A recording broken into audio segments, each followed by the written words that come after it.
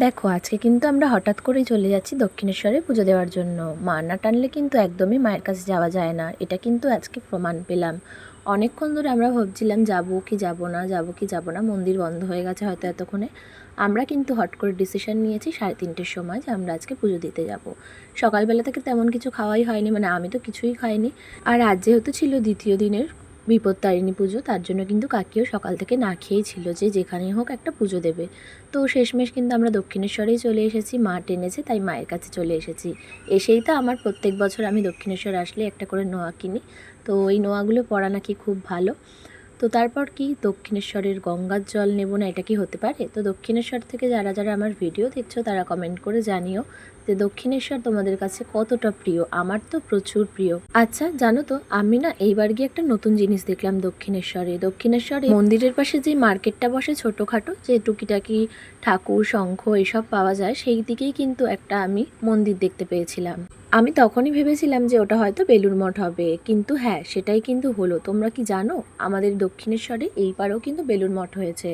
ওখানকার একটা কাকুকে আমি জিজ্ঞাসা করি যে কাকু এটা কি বানিয়েছে, মানে কি মন্দির বানিয়েছে, বলছেন যে এটা নাকি বেলুড় মঠ বানিয়েছে। তো আমরা কিন্তু দর্শন করতে সেদিনকারে যেতে পারিনি, কারণ আমাদের অনেকটাই দেরি হয়ে গেছিলো আসতে, পুজো দিতে হবে, তারপর কিন্তু বাড়িও ফিরতে হবে।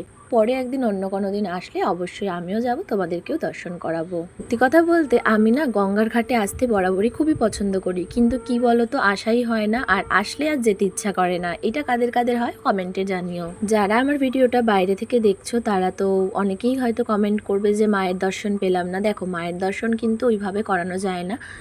দক্ষিণেশ্বর মন্দিরে কিন্তু মোবাইল জমা নিয়ে নেয়, যেমন ধরো তারাপীঠ মন্দিরে কিন্তু মোবাইলটা অ্যালাউ করে, সবাই অনেকে ব্লগ ভিডিও করে ছাড়ে, আমি দেখেছি। যাই হোক আমাদের দক্ষিণেশ্বর মন্দিরে এটা অ্যালাউ করে না একদমই। দেখো আজকে কিন্তু সারাদিন ধরে না খাওয়া ছিল কাকি, তাই জন্য কিন্তু কাকি আগে পুজো দিয়ে খেতে চলে এসেছে। আর আজকে কিন্তু বিপত্তারিণীর দিনে কোনো চালের জিনিস খাওয়া যায় না, তাই কিন্তু আমরা একটা কচুরির দোকান থেকে কচুরি কিনে খেয়েছি। তারপর দেখো আমরা চলে এসেছি বাড়িতে, আর কাকি কিন্তু উপোস করলেই কাকির চাই ফুচকা। তো আমি আর কাকি পাঠানপুরে দাঁড়িয়ে অনেকক্ষণ ফুচকা খেয়েছি, তারপর কিন্তু বাড়ির জন্য নিয়েও এসেছি। দেখো আমাকে অনেকেই কমেন্ট করো যে দিদি তুমি ফুচকা খেতে খুব ভালোবাসো, তাই না? হ্যাঁ আমি কিন্তু ফুচকা খেতে খুবই ভালোবাসি। দেখা হচ্ছে অন্য কোনো একটা ভিডিও।